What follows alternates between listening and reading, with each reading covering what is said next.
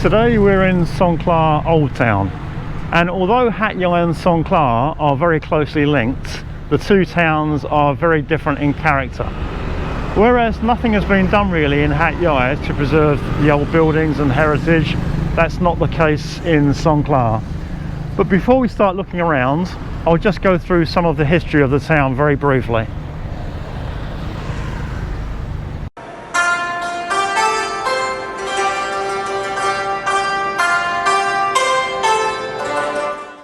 Songkhla was originally known as Singora, and Nakhon Sri Thammarat was originally known as Ligor.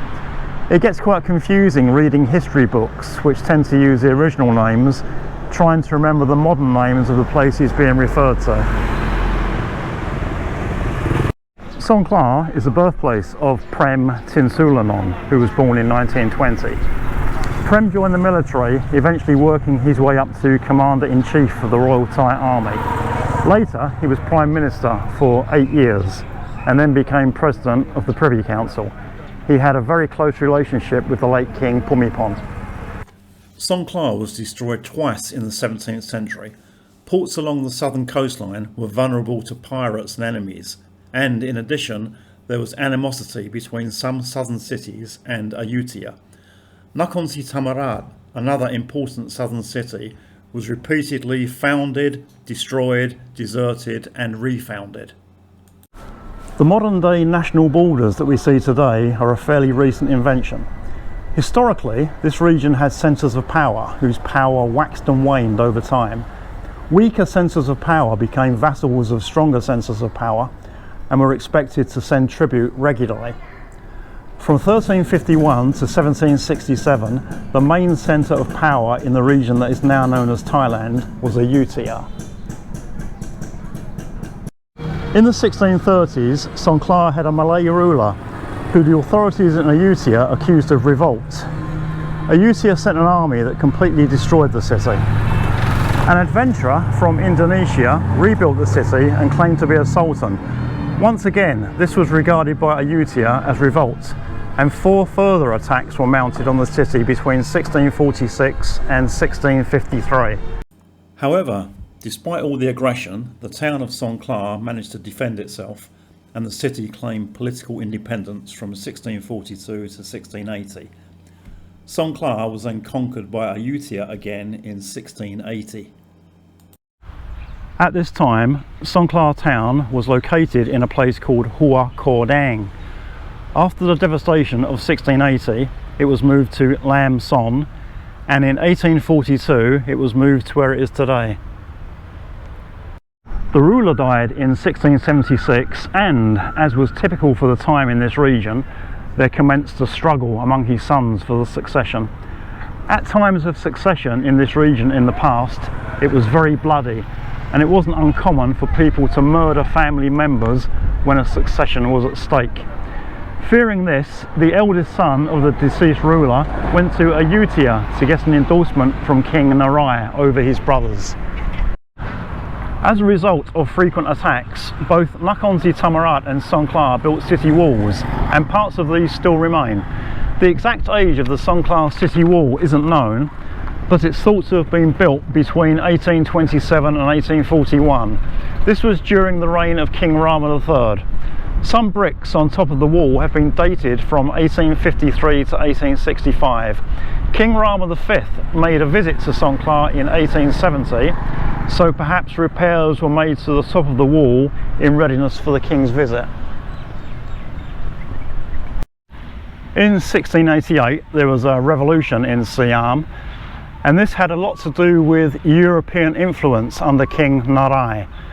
Narai favoured the French and employed a Greek adventurer called Constantine Falcon, who rose to become the most powerful European to ever hold political office in Siam. The European influence in Siam was very much resented, and this led to revolution with the expulsion of many Europeans. The British withdrew in 1691. The Dutch maintained a small operation in Ayuthaya, but closed their warehouses here in Songkhla and also in Nakhon Sri Thammarat. Over the centuries, there have been several waves of mass migration from China. and subsequently the Chinese were very successful in Thailand. Many Chinese moved to Songkhla in the 18th century. Chinese immigrants were awarded bird's nest and tax farm concessions, and it was a Chinese immigrant who became governor of Songkhla in the 1760s. He became very rich and influential and established the Na Songkhla family. This family played a very important part in Songkhla's development up until 1896, and the impressive Na Songkhla family home now houses the Songkhla National Museum.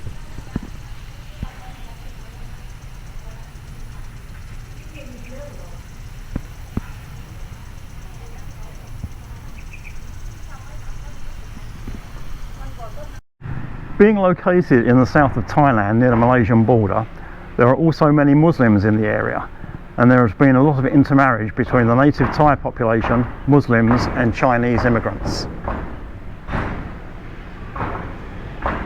This is the fresh market area of Songkhla.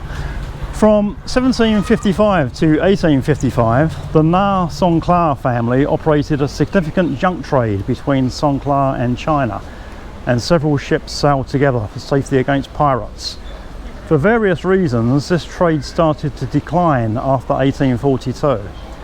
After 1896, the role of the governing Na Songkhla family started to decline, and Chinese traders became a lot more influential. There was a lot of internal trade involving local natural resources, and these will be traded from one village to another. For example, fish, fruit, wild honey, coconut oil, poultry, rice, palm sugar, etc. This type of internal trade continued right up until World War II. Within Songkhla town, traders opened wooden and brick shops where they sold clothes, household items and agricultural tools. The town was very prosperous. In addition, there was external trade that went down as far as Singapore and as far up as Bangkok. The ships weren't large, but there were a lot of them. In the late 19th century, there were 720 ships doing trade between Songkhla and foreign cities. Rice milling was another important activity in Songkhla, and the first rice mill was opened around 1905. The rice milling business ended sometime after World War II, but the red rice mill, where we are now, still remains, and it now hosts small shows, exhibitions and other social events.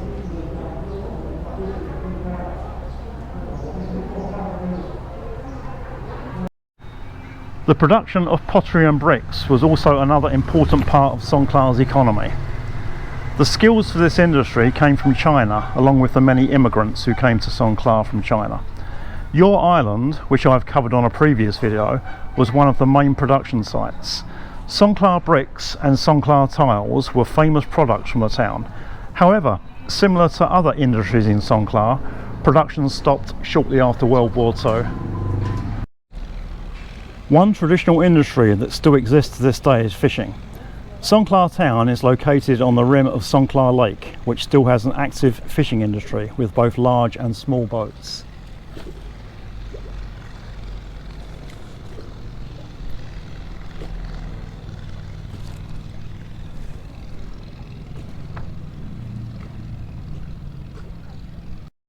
The Japanese invaded Thailand by landing in Songkhla on 8th December 1941.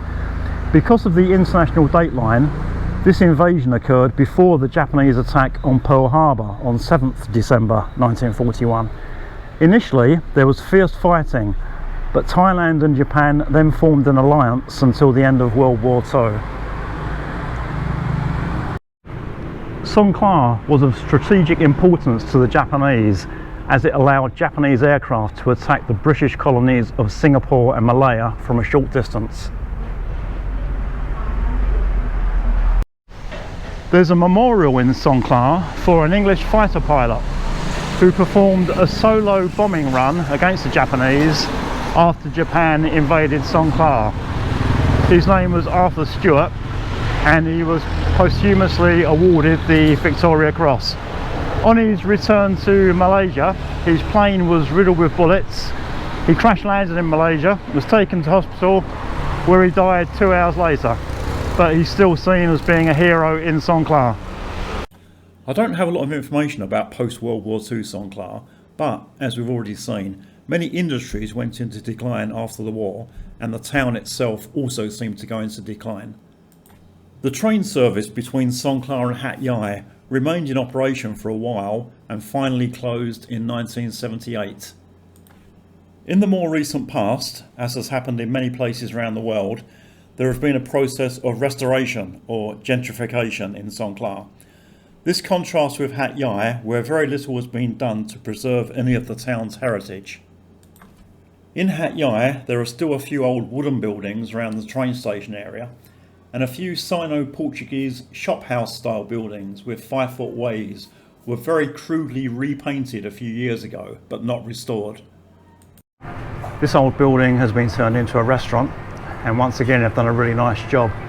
I think it's really important to preserve the history and the heritage of a place.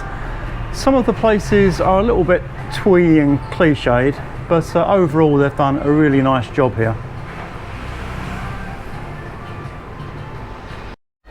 This old building has been very tastefully and sympathetically restored and is now an art gallery.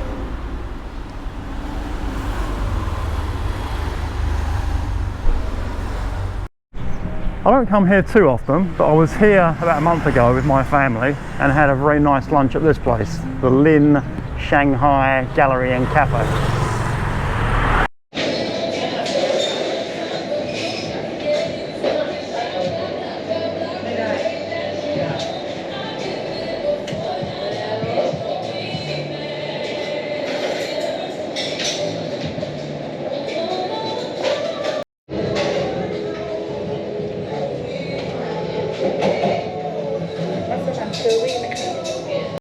One thing that I really like about Songkhla Old Town is that there are lots of cats.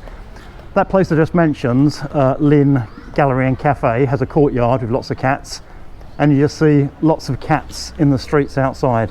It's fantastic.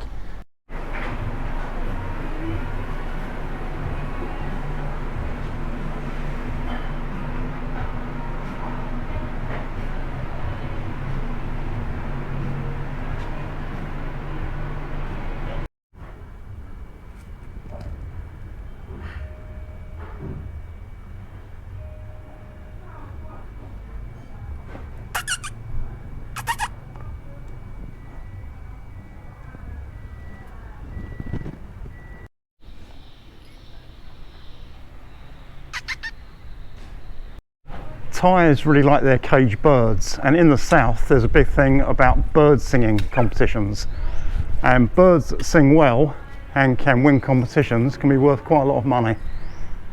In Thailand there's lots of Western medicine, and if you go to like a main hospital it'll all be Western medicine, but there are a lot of Chinese pharmacies, and also people practice Thai medicine. And this little place here is very old. The girl I've just spoken to is 4th generation, and her ancestors founded this shop, and it deals in Chinese and Thai medicine. So in these drawers over here with all the Chinese writing, which I can't read, there are the ingredients for Chinese medicine. Here, as in any good Chinese shop, there's an abacus for counting and a very old set of scales, and over here is the drawers for the Thai medicine, which I can read a little. So dok pigun, so dok is flower, so it must be some kind of flower. Dok sarapi, things I'm not familiar with. I spoke to the girl just now about the customers who come here, and they don't come here for serious problems. It's just like minor headaches and stomach aches and things, and a lot of people have more faith in Chinese and Thai herbs than they do in Western medicine, and they come and talk to the pharmacist here, and he will prescribe them some Thai or Chinese herbs. Very interesting.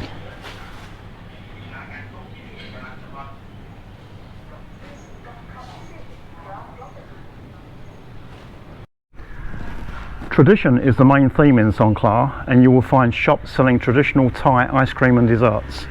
The town has also encouraged street art, and there are a number of attractive murals painted on the building exteriors.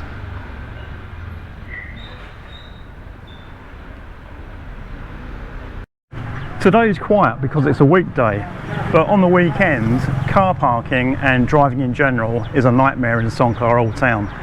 Cars park on both sides of the narrow streets, and with the Thai habit of blocking pedestrian sidewalks, it is necessary to walk in the road. With Thailand having the second most dangerous roads in the world, this isn't the safest place to be. Most visitors to Songkhla province stay in Hat Yai, and if you do visit Hat Yai, I would certainly recommend a trip to Songkhla Old Town. The experience is very different and very worthwhile. There's been a campaign in recent years for Songkhla Old Town to become a UNESCO World Heritage Site. I'm not sure how this is going or whether Songkhla actually meets the requirements to become a World Heritage Site. I visited Hoi An in Vietnam a few years ago, which is a World Heritage Site, and it is far more impressive than Songkhla Old Town.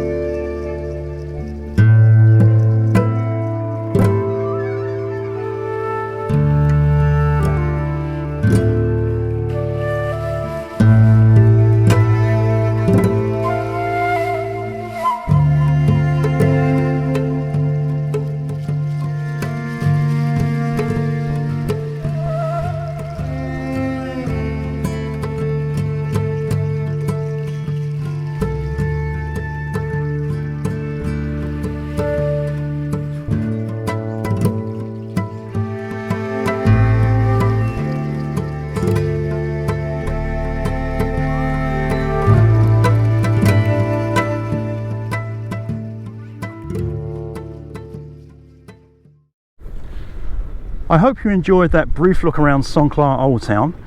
Please leave your comments below and there'll be more videos soon. Thank you for watching.